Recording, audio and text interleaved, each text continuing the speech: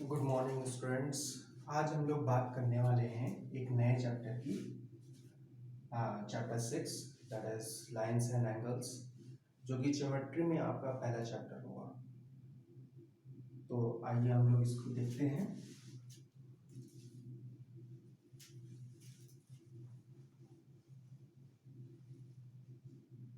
Lines and angles.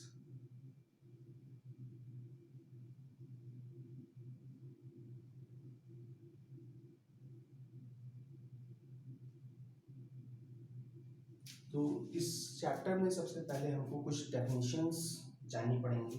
सबसे पहले जो हमारे पास डेफिनेशन है रे की, व्हाट इज अ रे। तो सबसे पहले हम लोग को ये देखना पड़ेगा कि रे क्या है। तो जैसे कि हम लोग पढ़ते हैं अपने डेली लाइफ में कि देयर आर सन रेज। तो सन रेज की प्रॉपर्टीज क्या है? बेसिकली हमारे पास जो हमारा सन है दैट इज द सोर्स, जो कि इन रेज को प्रोड्यूस कर रहा है। यहां से स्टार्ट होती हैं ये रेज और एक पर्टिकुलर डायरेक्शन में ट्रेवल करती हैं। तो बेसिकली हम इनसे क्या जान सकते हैं कि हमारे पास एक सोर्स होगा जहां से ये रेज स्टार्ट होंगी और एक पर्टिकुलर डायरेक्शन में मूव करेंगी। तो जो हमारे पास रेज हैं वो सिमिलर टू सन रेज हैं। रे एक लाइन होगी जिसका एक एंड पॉइंट है, this is the end point of the रे, और किसी एक पर्टिकुलर डायरेक्शन में वह मूव करेंगी। तो हम एज्यूम करते हैं इसका नाम, फॉर एग्जांपल मैंने ए बी लिख दिया। तो हमने देखा कि जैसे कि हमारे पास सन, जो हमारे पास सोर्स है, उससे एक रे ऑफ लाइट इमर्ज हो रही है और वो किसी एक पर्टिकुलर डायरेक्शन में मूव कर रही है। सिमिलरली हमारे पास जो रे है उसका एक एंड पॉइंट होगा, उसका एक एंड पॉइंट है यहाँ पे, जैसे जो हमने एज्यूम किया है दैट इज ए, और वो एक पर्टिकुलर डायरेक्शन में मूव कर रही है। जैसा कि हम देखते हैं, अगर मैं सन को कंसीडर करूं तो मेरे पास रेज किसी भी पर्टिकुलर डायरेक्शन में हो सकती हैं।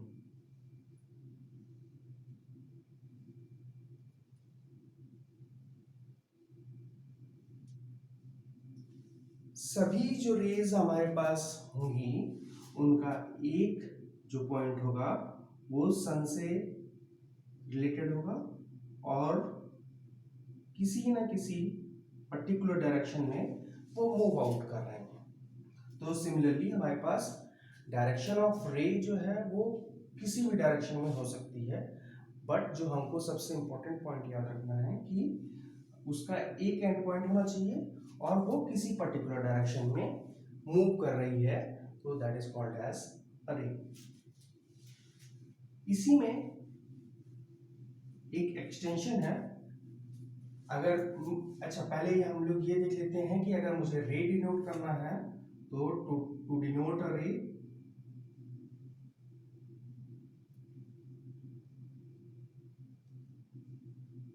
हम जैसे ए बी रे की बात कर रहे हैं तो हम लिखते हैं ए बी और उसके ऊपर एक एरो। तो अगर मैंने इस तरह से लिखा हुआ है that means it represents a रे। वहीं पे एक दूसरा टर्म जो आता है यहाँ पे that is line segment.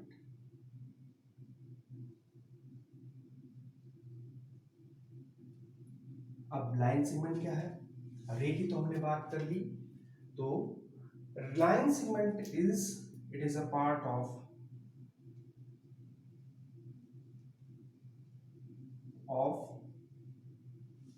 Any ray, it is the part of any ray. तो हमारे पास लाइन सेगमेंट और रे में डिफरेंस क्या है। जैसे हमने यहाँ एक रे कंसीडर किया है ए बी, और मैं क्या करता हूँ, इस रे में एक स्मॉल पार्ट सी डी को रिमूव कर लेता हूँ। तो मैंने क्या किया, इस सी डी पार्ट को उठाया और मैंने यहाँ पेस्ट कर दिया। तो हमारे पास एक एंड हो गया सी और दूसरा एंड हो गया डी। तो एक एंड पॉइंट ये रहा मेरे पास, दूसरा एंड पॉइंट ये रहा। तो बेसिकली लाइन सेगमेंट और रे में क्या डिफरेंस होगा कि यहाँ पे हमारे पास जो एंड पॉइंट था केवल और केवल ए था, बट जब when we are talking of line segments तो हमारे पास टू एंड पॉइंट होगा और it is a part of any ray. तो मैं लिख सकता हूँ दूसरी चीज, ये अ लाइन सेगमेंट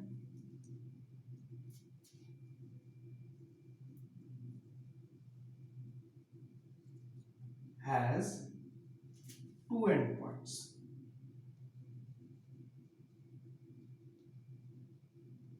तो सबसे पहली चीज हमको डिफरेंस क्लियर हो गया, एक रे में की एक रे के पास नंबर ऑफ एंड पॉइंट्स जो होंगे that is going to be 1, whereas for a line segment the number of ends is going to be 2।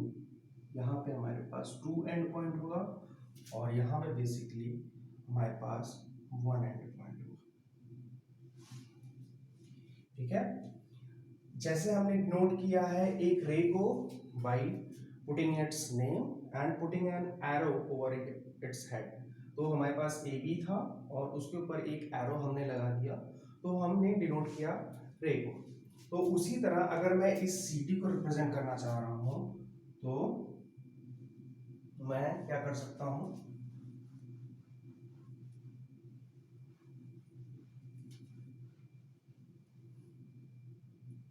To denote line segment C D और उसके ऊपर एक मैं लाइन ड्रॉ करता हूं जिससे मुझे पता चलता है कि ये जो हमारे पास सी डी है that is a line segment. तो अब दोनों चीज हमारे पास आ गई, डिनोट अ रे। तो ए बी मेरे पास रे थी, मैंने उसको डिनोट किया ए बी और उसके ऊपर मैंने एक एरो ड्रॉ की है। वहीं पे जब मुझे लाइन सेगमेंट सीडी की बात करनी थी तो मेरे पास लाइन सेगमेंट सीडी था और उसके ऊपर मैंने एक लाइन ड्रॉ की है जो कि रिप्रेजेंट कर रहा है कि मेरे पास जो सीडी है that is a line segment. तो ये तो रही बात हमारे पास फर्स्ट टू टर्म्स की, that is line segment and rays. उसके बाद दूसरी बात हम लोग को करनी है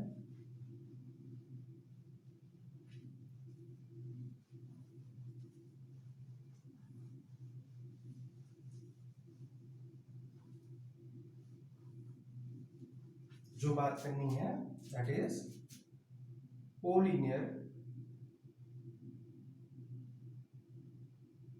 and non collinear points.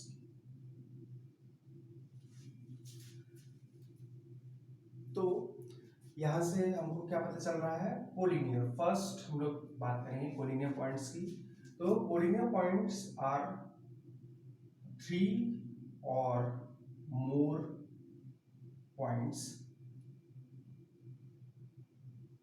which lies on a same line segment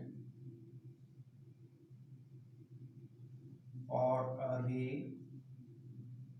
are called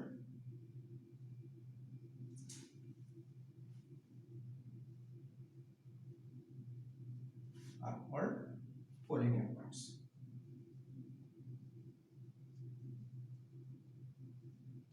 इससे हमको क्या समझ में आया कि सबसे पहली बात तो वो 3 और मोर होने चाहिए।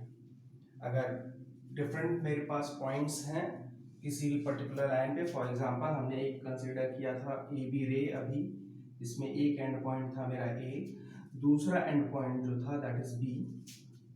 तो अब मैं इस पे कंसिडर कर रहा हूं point number 1, point number 2, point number 3।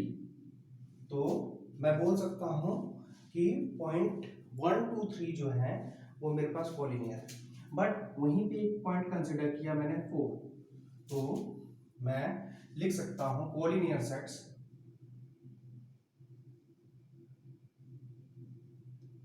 जो हमारे पास इस रे के लिए आएंगे दैट इज 1, 2 एंड 3।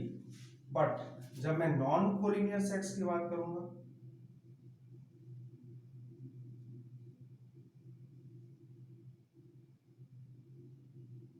ये हमने बात की कोलिनियर सेट्स की, और नॉन कोलिनियर सेट्स में मैं डिफरेंट सेट्स बना सकता हूं, जैसे 1, 2, 4, 2, 3 एंड 4।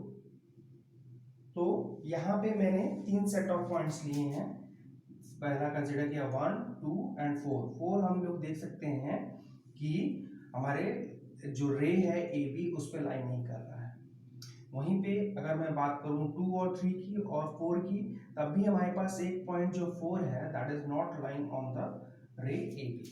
तो हम क्या कंसिडर करते हैं कि जो हमारे पास 3, हमने यहाँ पे डेफिनेशन में जैसा कि देखा कि हमको 3 और मोर पॉइंट्स की जरूरत है जो कि सेम रे पे लाई कर रहे हैं या फिर सेम लाइन सेगमेंट पे। सिमिलरली हम लोग क्या कर सकते हैं, एक एग्जांपल और ले सकते हैं, जैसे कि हम लोग देख सकते हैं कि हमारे पास जो लाइन सेगमेंट था, ये तो बात रही हमारे पास ए बी रे की, वहीं पे हमने अब कंसिडर करते हैं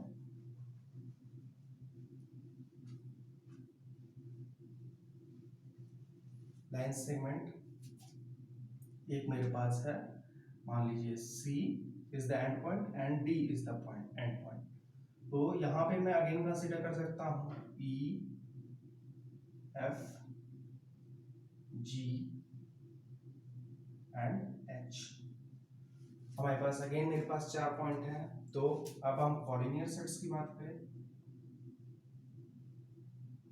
तो मेरे पास आ जाएगा, जो सेट आएगा दैट इज ई एफ जी। वहीं पे अगर मैं नॉन कोलिनियर पॉइंट्स की बात करूं,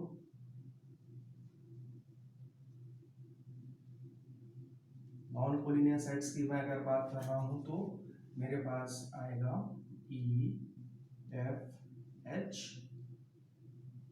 और दूसरा जो सेट आएगा एफ जी एंड एच। तो यहाँ पे अगर मैं कोलिनियर सेट की बात कर रहा हूँ तो हमारे पास एक सेट आएगा ई एफ जी का जो कि कोलिनियर है। वहीं पे अगर मैं नॉन कोलिनियर सेट्स की बात कर रहा हूँ तो हमारे पास 2 सेट्स आएंगे जो कि मैंने यहाँ लिख रखा है। ठीक है, तो non collinear points are those points which lies on a same segment or a like on a ray or a ray, whereas non-collinear points are those points which do not lies on a ray or do not lies on a line segment. तो basically ये था हमारे पास collinear points and non collinear points.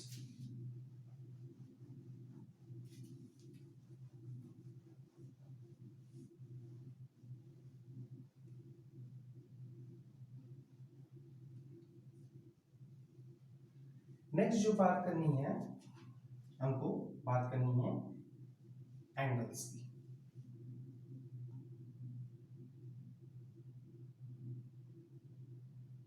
तो अब हमारे पास raise आ गई, line segments आ गए, तो मैं एज्यूम कर सकता हूँ कि मेरे पास 2 डिफरेंट लाइन है।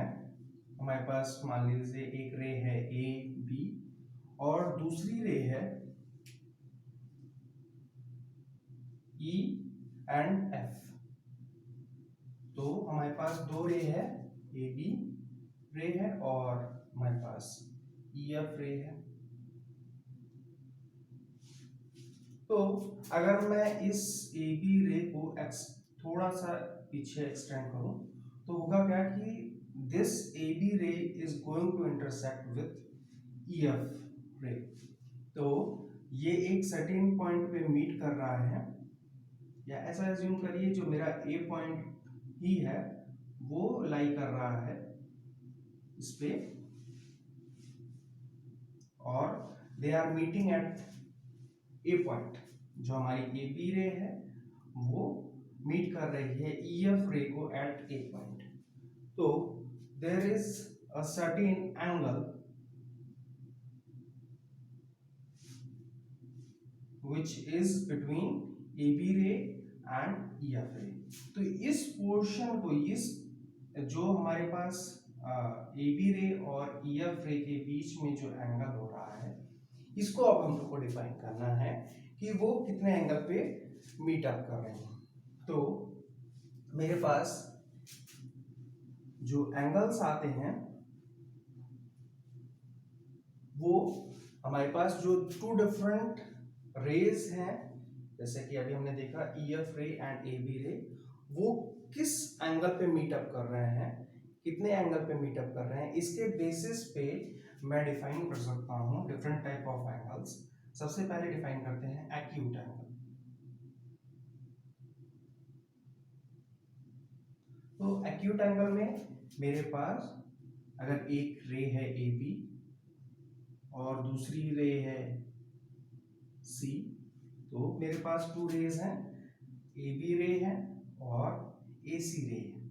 तो बेसिकली हमारे पास जो दोनों रेज हैं उनका एंड पॉइंट जो है दैट इज A। वो मैं लिख सकता हूं end point of both rays is A। यहां पे देख सकते हैं कि मेरे पास ये जो होगा this is the 90 degree angle, मैं इसको लिख सकता हूं this is 90 degree angle. But हमको जो कंसिडर करना है वो कंसिडर करना है ये वाला angle.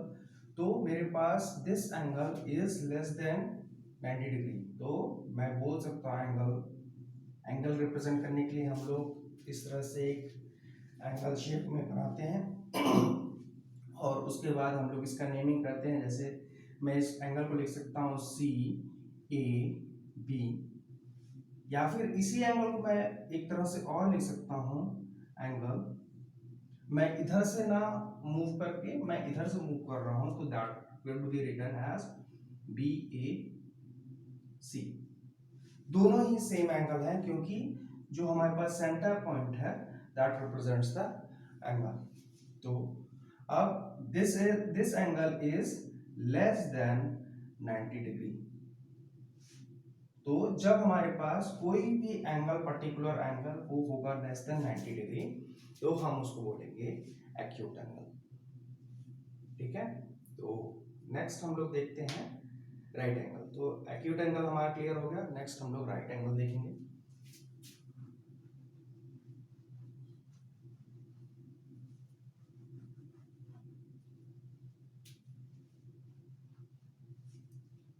Right angle, right angle में क्या होगा कि मेरे पास अगेन दो रेज होंगी but they are perpendicular to each other. तो मेरे पास अगेन एक सेम एंड पॉइंट है, this is B, this is C। तो अब हो क्या रहा है, मैं लिख सकता हूं एंगल CAB, और मैं इसी को लिख सकता हूं that is equals to angle BAC and that is equals to 90 degree. जब हमारे पास एंगल जो है वो इक्वल हो गया 90 डिग्री के, तो मैं उसको बोल रहा हूँ right angle triangle, right angle basically. तो अब नेक्स्ट जो हम लोग देखेंगे दैट इज ऑब्ट्यूज एंगल।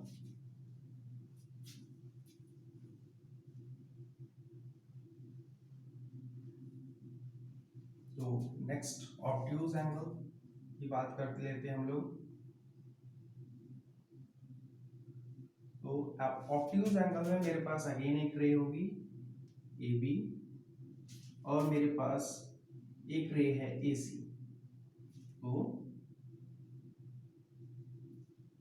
ये हमारे पास जो था that is equals to 90 degree. ये जो हमारे पास होगा ये टोटल एंगल, मान लीजिए इसको मैं x मान लेता हूं, तो मेरे पास एंगल जो एंगल है एक्स ए बी जो है that is called equals to 180 degree. तो हमारे पास अब यहाँ पे ऑब्ट्यूज एंगल क्या है, एंगल, तो मैं लिख सकता हूँ एंगल सी ए बी, या फिर इसी को मैं लिख सकता हूँ angle B A C, and that is greater than 90 degrees.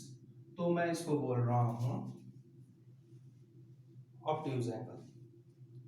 यहाँ पे एक कंडीशन हमको याद रखनी है कि जो हमारे पास एंगल है वो ग्रेटर देन 90 डिग्री है, बट हमारे पास it should not be greater than 180 degree. तो एक कंडीशन में इसको ज़्यादा बेहतर मैं लिखूं तो मेरे पास कंडीशन क्या होनी चाहिए कि मेरे पास 90 डिग्री से ग्रेटर होना चाहिए मेरे पास एंगल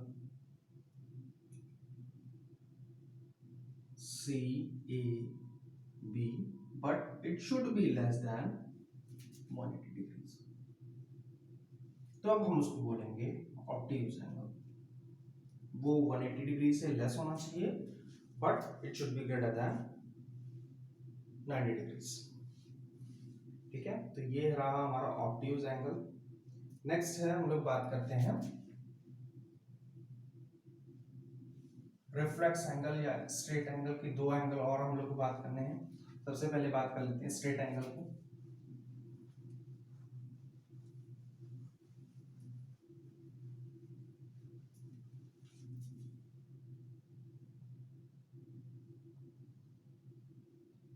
स्ट्रेट एंगल हमारे पास क्या है कि मेरे पास एक जो है एंड पॉइंट था ए, वहां से एक रे स्टार्ट हो रही है बी ए बी, और वहीं से एक रे स्टार्ट हो रही है अपोजिट टू दैट रे, एग्जैक्टली अपोजिट टू दैट रे, दिस इज सी। तो इन दोनों रेज के बीच में जो एंगल बनेगा that is equals to 180 degrees. तो मेरे पास एंगल सी ए बी क्या है that is equals to 180 degrees.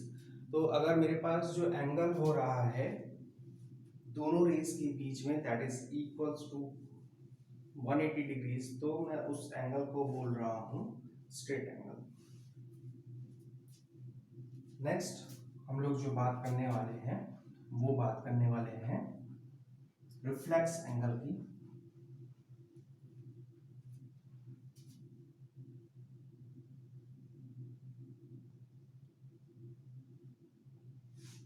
तो रिफ्लेक्स एंगल में क्या है मेरे पास, let us assume acute angle. तो मेरे पास अगेन एक ए बी रे है और सी रे है।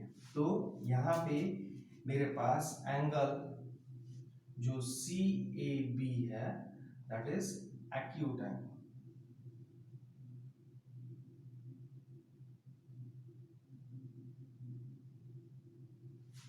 ठीक है, तो जब मैं एक्यूट एंगल इसकी बात कर रहा हूं तो that is acute angle. But अगर मैं इस उसी एंगल में मैं इस एंगल की बात कर रहा हूं तो this is called as reflex angle. Reflex angle angle C A. तो हमको करना क्या है कि अगर मान लीजिए मेरे को इसका मेजरमेंट दिया हुआ है x डिग्रीज, तो मेरे पास reflex angle C A B जो आएगा that is equals to 360 degree minus x degrees. तो जो मेरे पास मेजरमेंट था सी ए बी का x डिग्रीज का, उसको मैंने टोटल जो एंगल मेरे पास 360 डिग्री था उसमें में से सब्सट्रैक्ट जब कर दिया है तो वो मुझे आउटर एंगल मिल गया है, that is called as the reflex angle. तो ये रही मेरे पास डिफरेंट टाइप ऑफ एंगल्स की हमने बात कर ली। देखिए हमने क्या क्या बात कर लिया है इस चैप्टर में। स्टार्टिंग में हमने डिफरेंट टाइप ऑफ डेफिनेशंस देखी थी। सबसे पहले हमने बात की रेज की, उसके बाद हमने बात की लाइन सेगमेंट्स की,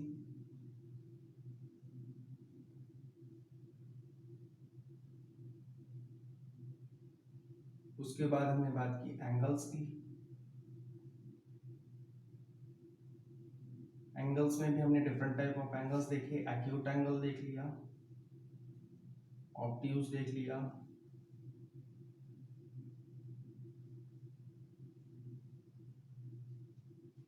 फिर मैंने स्ट्रेट एंगल देखा,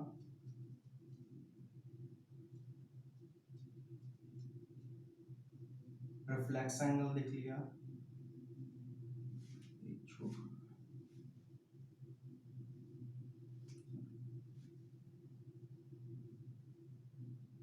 और राइट एंगल पे देख लिया।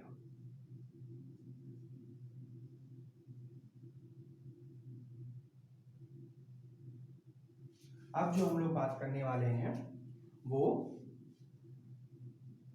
अगर मेरे पास दो डिफरेंट लाइन सेगमेंट्स हैं वो इंटरसेक्ट कर रहे हैं तो उनके बीच में डिफरेंट टाइप ऑफ एंगल्स कैसे बन सकते हैं, हम उनकी बात करते हैं। सबसे पहले हम लोग देखते हैं वर्टिकली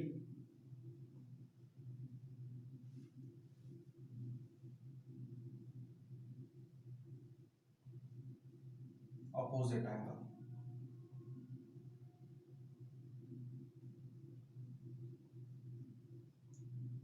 तो वर्टिकली अपोजिट एंगल कब बनेगा,